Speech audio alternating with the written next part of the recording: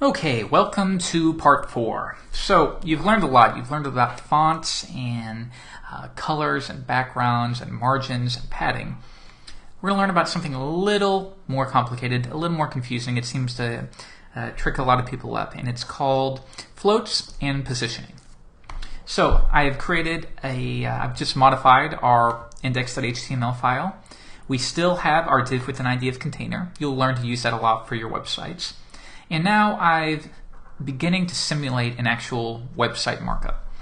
Maybe we have no header, maybe we just have a div with an ID of sidebar, some generic text, and then after it I have div with an ID of main.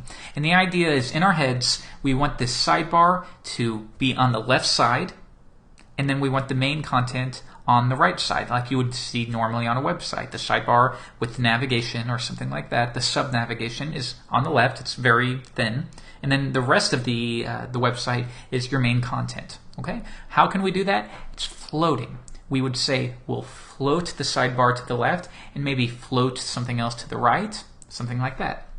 So let's save this, let's go back into Firefox, refresh the page, and this is what we get. Okay, so we're going to do some base styling first, just so we understand what we're working with.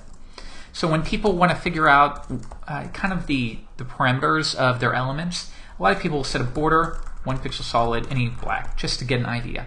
I recommend that you don't do this because borders add to the width and they can break layouts. As you're going to learn, floated layouts are very, very sensitive. So don't use borders, don't do anything that will affect the width of something. Instead, use a background. Nothing wrong with setting a background of this color. You can remove it later when you're done. And we're going to do the same thing for our main section.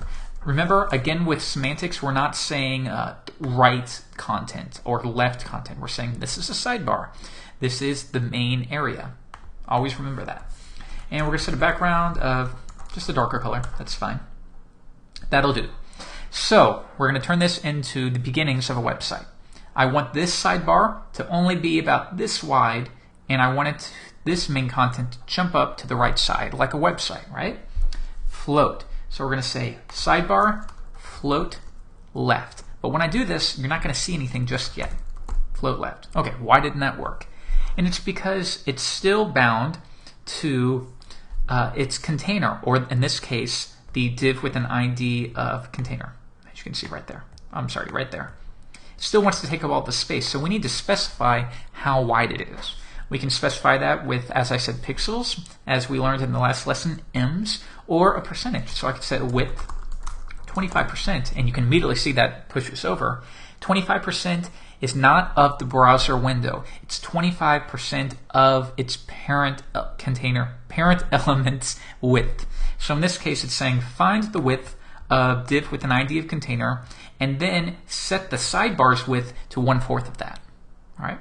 So we can specify this even more. So if we want to say container, and that parent element's width should be 500 pixels. Now it's different, and it's because 25% of 500 pixels is very different from the default, which would be the entire width of the screen. As you can see, if I make this bigger, the sidebar actually gets larger. Okay. Pretty cool. So in this case, we are going to set the width to 250 pixels, something like that. And now, because we floated it to the left, it allows main content to jump up. Okay. So if I want, I can get rid of that, and you'll see the difference. We set a width here, but it's still, because these are block level elements, and that's something I'd like to get into shortly, they will take up as much space and be on their own line, so to speak. So let's go ahead and add float left back in. Okay, so now, assuming we're sticking with these background colors, we can maybe add some margin right to the sidebar, margin right of 20 pixels. Okay, and you can see what it does right there. It pushes it away a little bit. What if we did padding right? And that way, we actually still see the background when you do padding. So if I set padding to 100, you're going to see a lot of that light gray background. But if you set margin, it's pushing it over. Okay, so let's save that. And why don't we go ahead and get rid of these background colors now that we know what we're working with. Okay, so we have one more thing though. Is if you notice, if we set miscellaneous ruler, why are these not lining up correctly? Did you ever wonder about that? So let's go ahead and I'm going to Command Z, and this will go back and add these background colors back in. And let's go back into our text made, and we can see both of them div with an ID of sidebar, H2, div with an ID of main, H2. And this is where things can become kind of confusing. Again, the reason this is happening is because of what the browser is adding by default. So you can see an H2 tag by default has some margin on the top. So if we want to make sure that just all H2 tags have no top margin, we can say H2 margin top 0. And that'll push that up and get rid of any default styling. Okay? So let's go ahead and get rid of the ruler. So now let's say we want to add some spacing around the text. Remember the breathing room? So as I said before, we could set padding all around of 10 pixels, but that's going to increase the width of that element. So we would either need to reduce the width accordingly or apply the padding to only its children. So if I wanted, I could do sidebar P, sidebar H2. And the solution is going to be different for every project. Sometimes it might be easier to lower the width and add the padding. Other times it might be easier just to go ahead and be direct and do padding. And here we can set the padding as high as we want, and it will never affect the width of our main element. Okay? 10 pixels all around is fine. Or we could set anything. We could create a class for each of these, and that way we know that each class we can apply some padding. You can be as creative as you want in this case.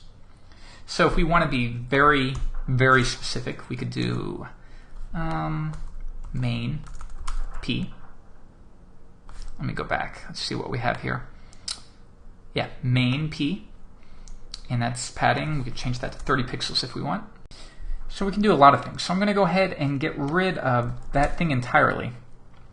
And I want to show you how to work more in the confines of an actual website. So let's say that a common width for websites these days is 960 pixels.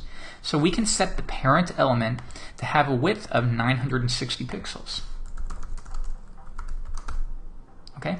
And now if we zoom out, you can see that that width is bound. These elements, because we haven't really set specific values, will modify themselves. But we still have one problem. And you know what I'm going to do here, because we're on a low resolution? Let's assume that, at least what I'm recording on, let's assume that the width is much smaller, 600 pixels. You see it's how all the way pushed to the left? Is there a way that we can specify, no, we want our website to be centered on the page no matter how large it is? Yes. And the way you do that is set margins. So we've learned how to set like specific values, but if we set them to auto, what this is saying is, actually it's saying all around, but we're going to say for this example, the margin on the left and right should be automatically set, and they should be equal. Now when you set equal, there's only one way to make sure that the margin left is equal to what the margin right is, and that's if it's centered on the page. And as you can see here, the width of this space right here is identical to the width here, and now we have a centered website. So if we come back here and let's say we want to set a header, if we're working in HTML5, we can use the header element, but we'll keep it simple here and do div, give it an ID of header, and my header, and then maybe, I don't know, my slogan goes here.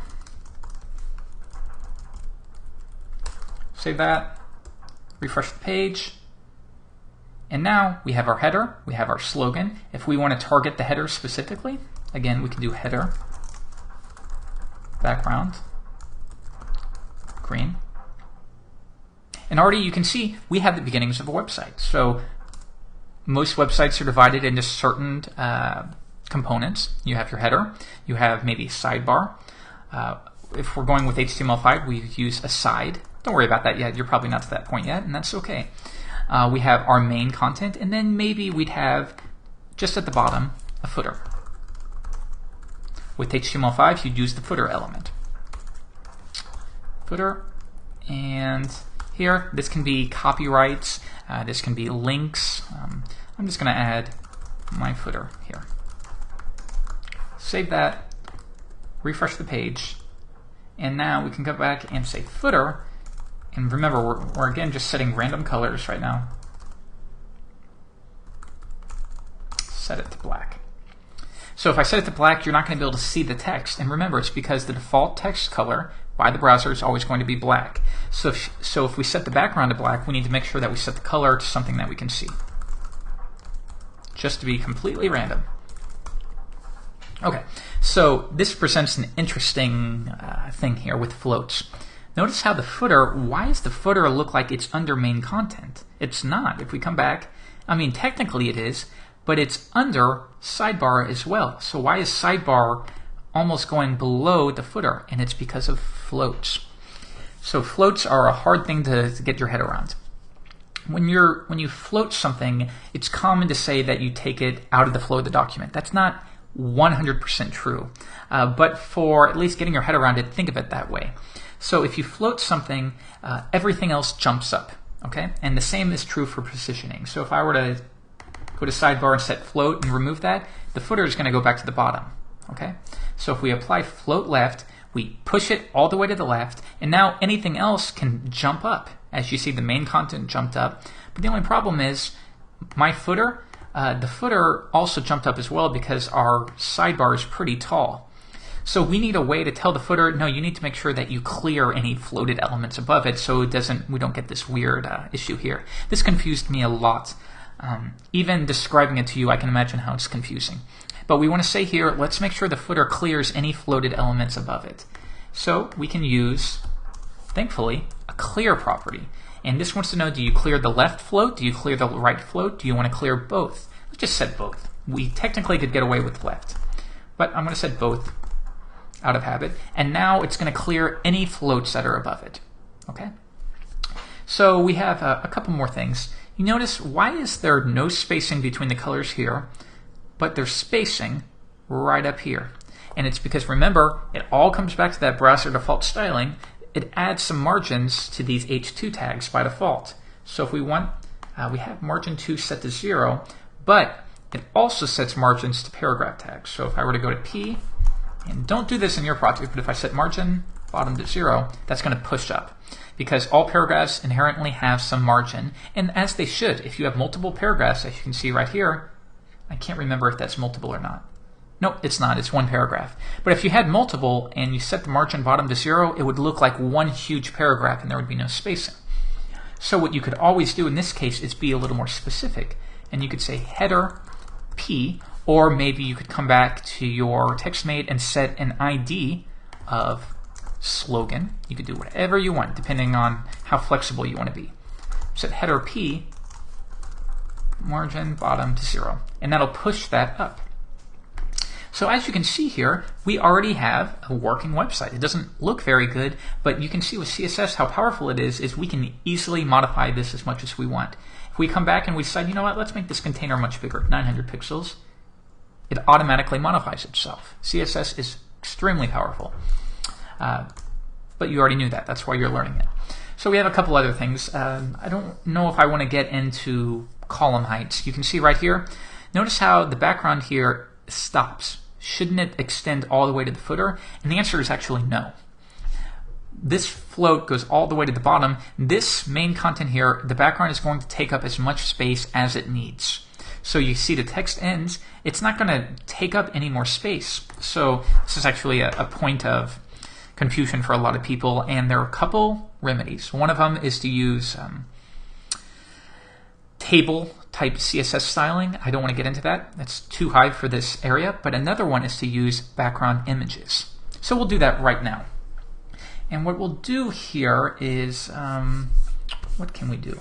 Let's copy this like so, just so I can be lazy. And we're going to go into Photoshop, and we're going to save this as a background image. Let's give this just a moment to load up. New file. And all we did was we sliced out just that background. So we have one side is the lighter and one side is the darker. I'm going to save for web and devices and save it as a ping. That's fine. We're not going to worry about this too much.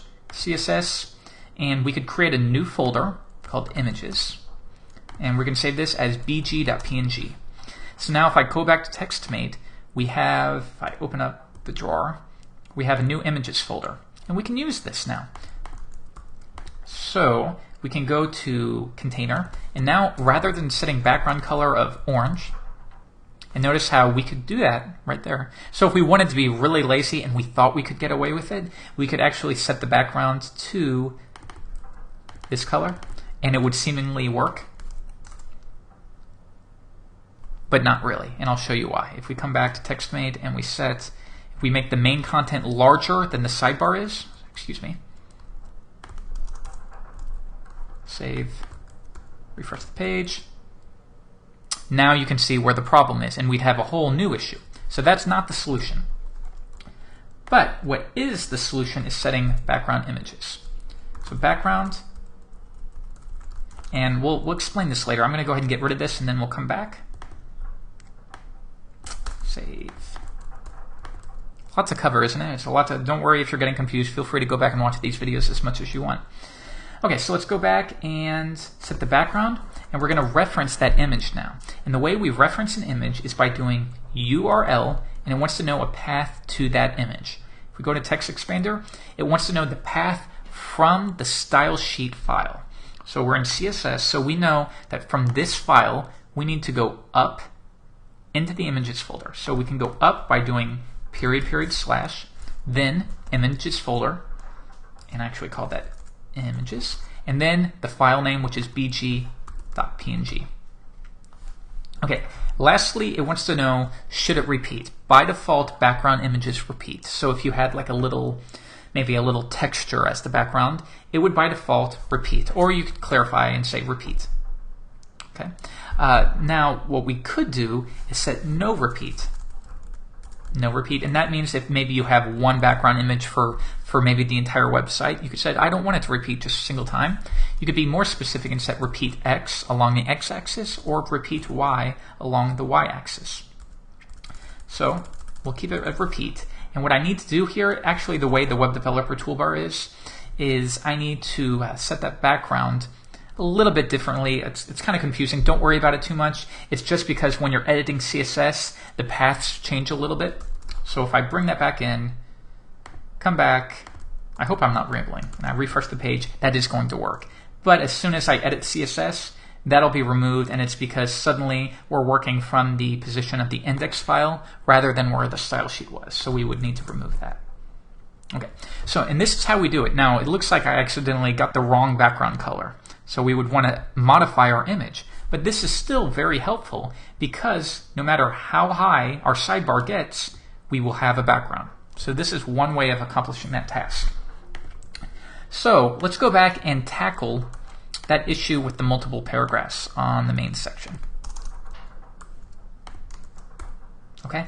You see how it's already coming over, and this is correct. This is the same thing. We could float an image to the left, and this same thing would happen, and it's really what you want. It allows for wrapping. So if sidebar, in your imagination, was an image, the text would wrap around the image, and then as soon as the image cut off, the text would take up as much space again. So this isn't really what we want. So the way we can fix it, actually, is to set a margin left of we set a margin left of the main content equal to the width of the sidebar. That is one way that we could do it. So let's come back and let's go to main content right here. And I can set a margin left equal to, and if I set width of 250 pixels, I can say set a margin left of 250 pixels. And now it'll be pushed over that entire amount.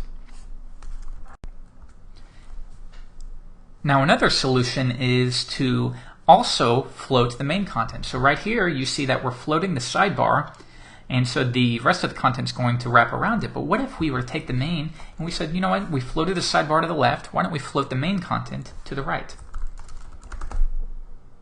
Okay, so it pushes down. That doesn't make sense. If we floated it to the right, why did it bounce down? And it's because now it's not wrapping, it wants to take up all of that space again. So we have to set a width to the main content. How much? Okay, we know the entire width of our container is 600 pixels. We know that our sidebar is 250 pixels. So you would think, okay, let's set the width to 350 pixels. And ta-da, it jumps up. Now, remember when I said floats are really tricky? What happens if we set it even 5 or 10 pixels more? It's going to jump all the way down. Okay, So if we set 355, it's going to do it. 354 does it. 353, 352. It's going to do it all because then 352 plus 250 becomes more than the width of the container, so they can't physically be floated. They have to jump down to a new line in order to accommodate the width that you've set. So you can imagine here, okay, we have 350. What if we want more spacing between this text and this text? If we set margin right 20 pixels, it jumps down again. So why? The width is still correct, but now we've applied a margin to it. So we would need to bring the width down accordingly. And now it doesn't look great, as I said, but we now have a floated element. So let's go ahead and get rid of the margins, and let's bring the width back to 350. And of course, to clarify, in these cases where, before we head off, where we have a background image, we don't need to apply the backgrounds again. So we could go to the main and get rid of that, go there and get rid of that, and now we would have our solid colors. So you wouldn't set background colors and then override them again. You would just let that one tile. And remember how I said you could do repeat by default? If I set no repeat, you'll see that you don't see anything. If I set repeat X, you won't see anything. Because in this case, we want that little tiny graphic to repeat Y vertically. So we did repeat Y, it'll work. And if we do repeat, it'll do both by default. And that's how you would do it. And then beyond this, we'll set paddings and do some more fun stuff. And the final step is to give that padding. Why don't we do for example, why don't we do the option of setting the width a little bit smaller? So we'll set the width, in this case, to 230 and apply 10 pixels of padding all around. Okay. If you want, you could do 20 pixels, but then you would need to lower that accordingly. All right. And then we could do the same thing for the main. And why don't we take this and pull it above the footer? And let's bring that down. 20 pixels. Okay. And then you could do the same thing, and you're going to notice some overlapping, right? So set padding, 20 pixels.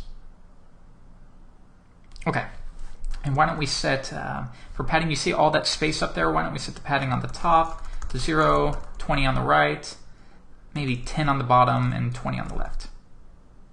Okay, and I don't know, let's experiment just a little bit.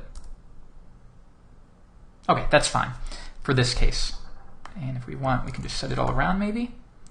But then you'll see that the lines over here aren't quite as nice. So if we set display ruler, notice how the lines don't look good anymore. So you want to make sure that everything lines up. Set 20 pixels. That looks much better. Those lines line up. And then if you want, you can set header, H1, get rid of that default margin top that the browser applies. Okay, miscellaneous display ruler, get rid of that.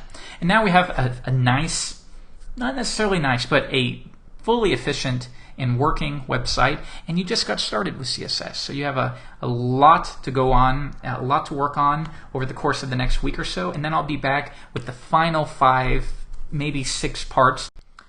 So yeah, thanks for watching, and stay tuned.